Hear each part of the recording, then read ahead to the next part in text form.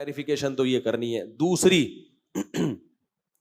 آپ نے سعودی عرب میں مولانا توصیف الرحمان راشدی صاحب کا نام سنا ہوگا, جو اہل حدیث عالم ہیں. وہ پہلے بہت کلپ سخت قسم کے بنایا کرتے تھے, رفع الیدین اور وغیرہ وغیرہ, ہم بھی پھر آگے سے اسی اسٹائل میں جواب دیتے تھے.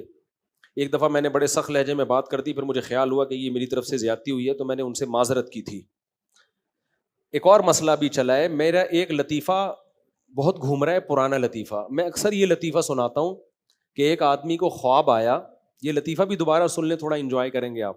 ایک آدمی کو خواب آیا کہ ایک طرف جنت ہے ایک طرف جہنم ہے. جب وہ جنت میں گیا تو دیکھا دال چاول پک رہے ہیں, جہنم میں گیا تو دیگ پہ دیگ. اس نے فرشتوں سے بولا, یار ہم نے تو کچھ اور سنا ہوا تھا دنیا میں, جنت میں دیگیں ہوں گی, یہ ہوگا وہ ہوگا, ادھر تو دیگ ہی نہیں ہے, سادہ دال چاول کھا رہے ہیں. تو فرشتوں نے کہا اب 4 آدمیوں کے لیے دیگ پکائے گیا. مطلب جنت میں کوئی آیا ہی نہیں ہے, یہ جو اللہ نے وعدے کیے تھے جنتیوں کے, یہ تو جنت میں آئے تو نا پبلک.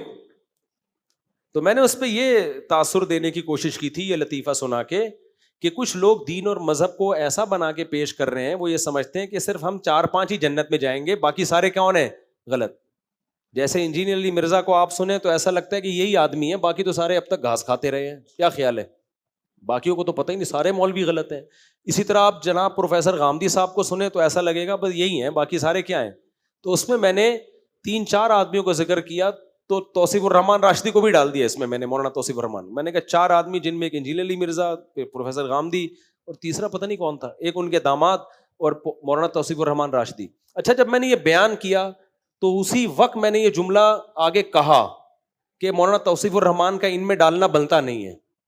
یہ میں نے کہہ بھی دیا تھا, لیکن وہ پتہ نہیں ایڈٹ ہو گیا, کٹ ہو گیا, یہ وہ بیان اب تک اپلوڈ نہیں ہوا.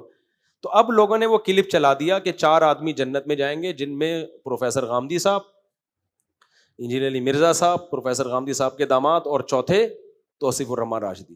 تو میرا مولانا توصیف الرحمان راشدی کے متعلق یہ موقف نہیں ہے, کیونکہ مولانا توصیف الرحمان راشدی صاحب ٹھیک ہے اہل حدیث ہیں, ان سے ہمارے کچھ فروعی اختلافات ہیں, اور اصل میں تو ہمارا ان سے اختلاف ہے شدت کا, کہ فروعی مسائل کو فروعی حد تک رہنے دیا جائے, اس کو ایک لمٹ سے.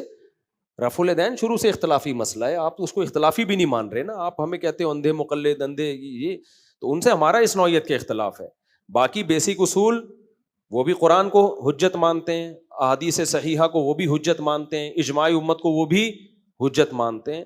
تو ائمہ اربعہ جن کو ہم فالو کرتے ہیں وہ بھی حجت مانتے ہیں, اور اندھی تقلید کے وہ بھی قائل نہیں ہے, لیکن ہم بھی قائل نہیں ہیں. ہمارے اوپر غلط الزام لگایا جاتا ہے کہ ہم اندھے مقلد ہیں, ایسا نہیں ہے. کبھی خوشبو لگا کے آؤ تو ہم بتائیں گے اندھی تقلید اور تقلید علی وجہ البصیرہ میں کیا فرق ہے. تو وہ جو میں نے مولانا توصیف الرحمان راشدی صاحب کو بھی اسی کھاتے میں ڈال دیا, تو یہ غلط ہے. یہ میں مولانا توصیف الرحمان راشدی صاحب سے بھی معذرت کرتا ہوں, اور آپ لوگ کے سامنے بھی یہ کر رہا ہوں کہ مولانا توصیف الرحمان راشدی صاحب کا مولانا توصیف الرحمان راشدی صاحب کو غامدی سے جوڑنا ٹھیک نہیں ہے. غامدی تو بالکل ہی, غامدی صاحب کنٹرول سے باہر ہیں. وہ تو قرآن کی آیتوں میں تحریفات کی ہیں, احادیث کو, جب حدیث اپنے مرضی کی ہوگی تو حجت ہے, نہیں ہوگی تو حجت. ان کے رسالے موجود ہیں, حدیث کی حجیت کا انکار کیا ہے. تو جو حدیثی کو حجت نہ مانے بھائی, وہ تو کہاں سے اہل سنت والجماعت میں داخل ہو سکتا ہے. غامدی صاحب نے داڑھی کا انکار کیا, بخاری مسلم کی متفق علیہ صحیح حدیث ہے, اعف اللحا. غامدی صاحب نے عیسیٰ علیہ السلام کے آسمانوں پہ زندہ ہونے کا انکار کیا, حالانکہ یہ اہل سنت والجماعت کا اجماعی عقیدہ ہے. جب کسی مسئلے پر اجماع ہو جاتا ہے, اس مسئلے سے انحراف جائز نہیں ہوتا. قرآن میں بھی ہے, احادیث ہیں بہت ساری کہ عیسیٰ علیہ السلام آسمان پہ زندہ ہیں اور قرب قیامت میں نازل ہوں گے. یہ تو اہل سنت والجماعت کے بنیادی عقائد ہیں. تو پروفیسر غامدی صاحب تو بیسک اصولوں سے ہی انحراف کرتے ہیں. تو اور انجینئر علی مرزا تو صحابہ کرام پہ جو بے ادبی آئے ہیں, تو اہل سنت والجماعت تو کسی صحابی کے لیے ایک معمولی سا بھی گستاخانہ لفظ استعمال کرنے کی جرت نہیں کر سکتے. تو مولانا توصیف الرحمان راشدی صاحب کبھی صحابہ کے بارے میں وہی عقیدہ ہے جو ہمارا عقیدہ ہے, اور تقدیر کے بارے میں وہی عقیدہ ہے جو ہمارا عقیدہ ہے, حیات عیسیٰ کے بارے میں وہی عقیدہ ہے جو ہمارا عقیدہ ہے. تو ان سے ہمارا اختلاف اس سنگین نوعیت کا نہیں ہے. تبھی ہمارا موقف یہی ہے کہ اہل حدیث جو ہے وہ اہل سنت والجماعت میں شامل ہیں. ہاں, اہل حدیث کے چند مسائل میں میں بہت شدت سے مخالفت کرتا ہوں, اور وہ دلائل کی بیس پہ کرتا ہوں, ہوائی فائرنگ کی بیس پہ نہیں کرتا. جیسے طلاق ثلاث ہے اور ایک اس طرح کے مسائل ہیں, تو اس میں بھی میں یہ اہل حدیث پہ الزام نہیں لگاتا کہ جان کر غلطی کر رہے ہیں. بھائی میں سمجھتا ہوں کہ مجتہدین کے لیول کا, ان کا دین سمجھنے کا لیول نہیں ہے, میری رائے ہے. تو ہم کو رائے کا اظہار کی تو اجازت ہے. بہرحال ابھی جو میں یہ ریکارڈ کروا رہا ہوں یہ مولانا توصیف الرحمان صاحب سے بھی معذرت, کیونکہ بہت سارے لوگوں کو اس سے تکلیف یقیناً ہوئی ہوگی کہ یار تم اختلاف میں اتنا آگے چلے گئے کہ مولانا توصیف الرحمان راشدی صاحب کو تم نے غامدی صاحب کے کھاتے میں ڈال دیا. تو ایسا نہیں ہے بھائی, ٹھیک ہے.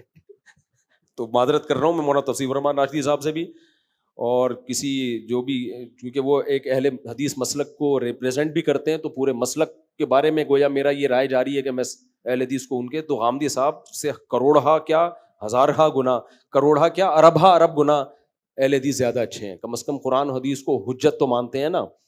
تو غامدی صاحب تو غامدی صاحب کے جو حدیث غامدی صاحب کو فیور دے رہی ہوگی سبحان اللہ, جو ان کے اگینسٹ جا رہی ہوگی تو حدیث ہی حجت نہیں ہوگی. تو بہت کچھ گڑبڑ کی ہے, صرف اخلاق اور ایٹیٹیوڈ ہے غامدی صاحب کا جو سیکھنے کی چیز ہے ان سے. تبھی میں کہتا ہوں غامدی صاحب کے آپ کلپ سنا کریں, تمیز سیکھیں بات کرنے کی. باقی تمیز کے علاوہ کچھ نہیں ملے گا آپ کو, علمی دلائل ولائل نہیں ہے.